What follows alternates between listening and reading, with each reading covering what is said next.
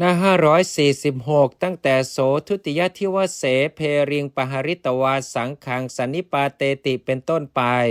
เธอตีกลองให้สงฆ์ประชุมกันในวันรุ่งขึ้นลำดับนั้นเธออันภิกษุทั้งหลายกล่าวว่าสงฆ์ใครให้ตีกลองจึงตอบว่าผมให้ประชุมเพราะเหตุไรเมื่อวานอธิกรณ์วินิจฉัยไม่ดีผมจักวินิจฉัยอธิกรณ์นั้นในวันนี้ก็เมื่อวานคุณไปข้างไหนเสียผมยังเป็นอนุปสัมบันขอรับก็วันนี้ผมเป็นอุปสัมบันแล้วเธออันภิกษุทั้งหลายพึงกล่าวว่าอาวุโสสิกขาบทนี้อันพระผู้มีพระภาคเจ้าทรงบัญญัติแล้วแก่ภิกษุทั้งหลายผู้เช่นคุณว่าภิกษุผู้อุปสมบทในวันนั้นหรือต้องอุโกตนกปาจิตตีจงไปแสดงอาบัติเสียแม้ในอาคันตุกะก็ในนี้แล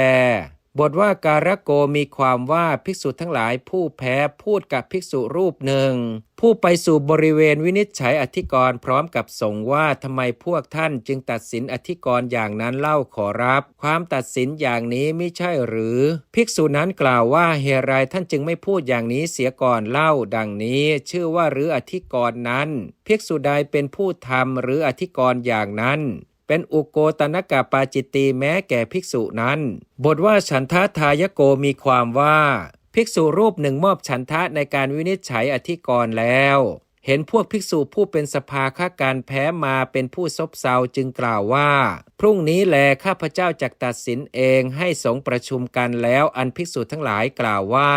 ให้ประชุมสงฆ์เพราะเหตุไรจึงตอบว่าเมื่อวานอธิกรณ์ตัดสินไม่ดีวันนี้ข้าพเจ้าจักตัดสินอธิกรณ์นั้นเองก็เมื่อวานท่านไปไหนเสียเล่าข้าพเจ้ามอบฉันทะแล้วนั่งอยู่เธออันภิกษุทั้งหลายพึงกล่าวว่าอาวุโสสิกขาบทนี้อันพระผู้มีพระภาคเจ้าทรงบัญญัติแล้วแก่ภิกษุทั้งหลายผู้เช่นกับท่านว่า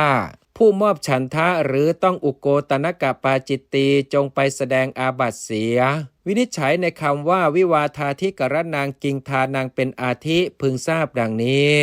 ชื่อว่ามีอะไรเป็นนิทานเพราะอาจว่าอะไรเป็นเหตุอำนวยแห่งอธิกรณ์นั้น